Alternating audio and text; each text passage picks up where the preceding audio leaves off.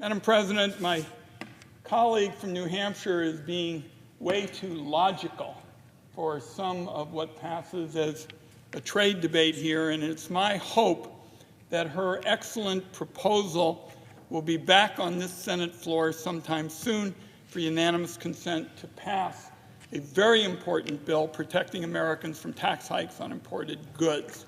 This is, as she has stated, a straightforward proposition. All it does is it clarifies that the President's emergency powers can't be used to put tariffs on the things Americans buy from other countries.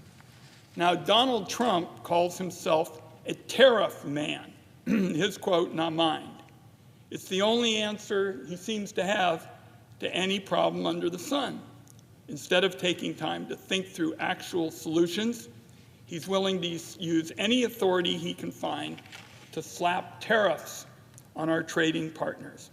Just today, he announced he was slapping 25% tariffs on Canada and Mexico, which are two of our three largest trading partners and closest allies. That alone is going to raise costs for Americans on gas, on cars, on fruits and vegetables, and many other products. It's also going to cost America jobs because Canada and Mexico have announced plans to retaliate against our exports. That is, I say to my friend, that is the opposite of what Donald Trump pledged to the American people. It's disturbing that Donald Trump is going rogue and using emergency powers to pursue his tariffs. The American people voted for lower, not higher prices. Donald Trump campaigned on the promise that he would lower costs on day one of his presidency. But just a month in, all Trump has managed to do is gut the agencies in charge of protecting consumers and going after predatory corporations and land us in trade wars that are going to drive up the cost of goods people use every day. Whether it's to punish a country that he doesn't like or to settle scores with foreign leaders, the only answer Donald Trump has ever had is tariffs. And as the ranking Democrat on the Senate Finance Committee, I've heard him play that card again and again.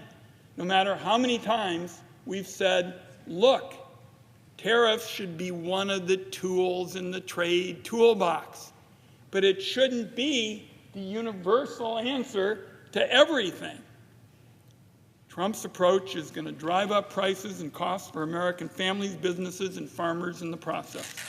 He does it, in my view, because he and his billionaire friends aren't going to feel the impacts, and they don't care about the millions of Americans who will.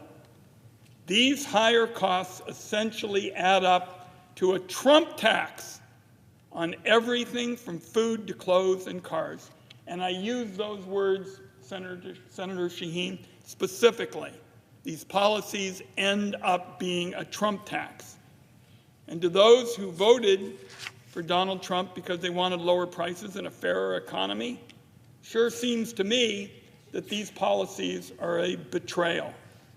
The Shaheen bill that we're trying to pass today would rein in some of Donald Trump's worst impulses and clarify that the laws on the books were never meant to be a blank check for the president to abuse tariffs by using them as a punishment against any country that kinda, sorta, hurts his feelings.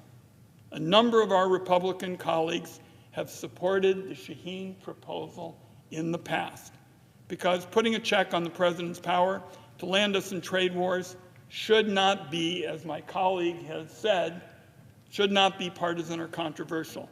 It is Shaheen common sense. I want to thank her for an excellent bill, for her leadership that I have watched from my vantage point on the Finance Committee, and I urge my colleagues, when we can get this bill back on the floor for unanimous consent, I hope it will be met with a resounding bipartisan showing of support, and I look forward to working with her until that day comes to be. And with that, Madam President, I yield the floor.